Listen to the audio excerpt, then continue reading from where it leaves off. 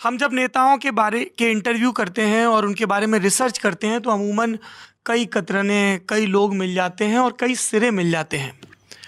लेकिन जब आपके बारे में रिसर्च शुरू हुई तो वो बहुत ही सीधी लकीर में चली और जो सीवी में छपने वाली इन्फॉर्मेशन है वो मिली। फिर उसके बाद कहा गया कि वो बहुत ही खाँटी संघ के फर्मे वाले व्यक्ति हैं, कम बोलते हैं, ज़्यादा सुनते हैं, काम को अंजाम देते हैं और इसीलिए यहाँ तक पहुँचे हैं। तो इसलिए थोड़ा मुश्किल रहा, पर जुटाया है कुछ। सबसे पहले तो मुझे बिल्कुल जो फौरी बात है उस पे बात कर लेते हैं, एलिफेंट इन द रूम जो बोला जाता है। अलग अलग लोग इस तरह की थ्योरीज दे रहे हैं, आपकी विपक्षी पार्टियों के नेता और राष्ट्रीय अध्यक्ष भी उन पार्टियों के, कि चुनाव पोल का नहीं है, पोस्ट पोल का है। और संभावनाएं ये कि क्या Bhajpa plus LJP plus something होगा, JDU plus Congress plus left होगा।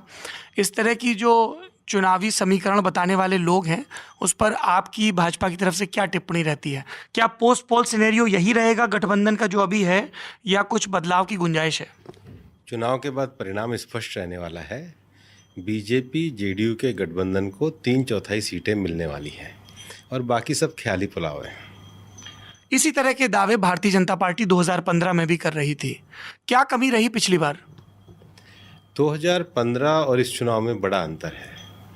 2015 के बाद जब 2019 का चुनाव आया तो भारतीय जनता पार्टी और जदयू के गठबंधन ने 40 में से 39 सीटें जीती।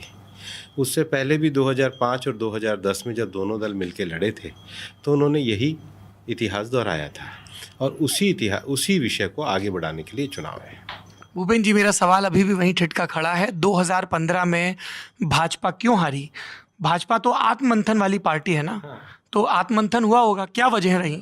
जो उस समय का हमारा गठबंधन बना था जिसमें एलजेपी शामिल थी, उनको कुल मिलाकर के 2 सीटें आईं और वो पार्टी को बड़ा नुकसान हुआ। आपने एलजेपी का जिक्र किया, गठबंधन में जीतन राम मांझी जी भी थे, उनको भी 1 सीट आई। वो थे, गए, फिर वापस आए। का चुनाव एक सामाजिक आधार पे, एक सामाजिक समीकरण के आधार पे था और पिछली बार के चुनाव में जो उस समय का जो अलायंस था वो इस प्रकार का नहीं बन पाया कि वो पर्याप्त सीटें ले पाता। लेकिन जहाँ तक इस बार के गठबंधन की बात है, एक तो जनता दल यूनाइटेड और बीजेपी नेचुरल अलाई है, क्योंकि बिहार में जिस प्रकार का एक शासन उससे पहले के 15 साल में हुआ था, उसके खिलाफ दोनों दलों ने मिलकर के चुनाव लड़ा था और दोनों दलों ने बिहार में विकास की एक राजनीति को आगे बढ़ाया। और पिछले 15 साल के शासनकाल में एक थोड़ा सा समय ऐसा रहा जब हमारा और नीतीश जी के पार्टी का साथ नहीं रहा, और वो साथ नहीं रहने का अगर थोड़ा सा समय छोड़ दें तो कमोबेश इस सरकार पे कभी कोई भ्रष्टाचार का आरोप सिद्ध नहीं हुआ और लगा भी नहीं। उससे पहले की जो सरकार है वो भ्रष्टाचार में जेल में है। वास्तव में ये लोहिया जी और कर्पूरी ठाकुर जी के विचार पे चलने वाले लोग और दीनदयाल उपाध्याय जी के अंत्योदय की प्रेरणा पर चलने वाले लोग, 2 विचारों के आधार पर काम करने वाली पार्टियों का ये एक नेचुरल अलायंस है जो बिहार में सबको स्वीकार्य है।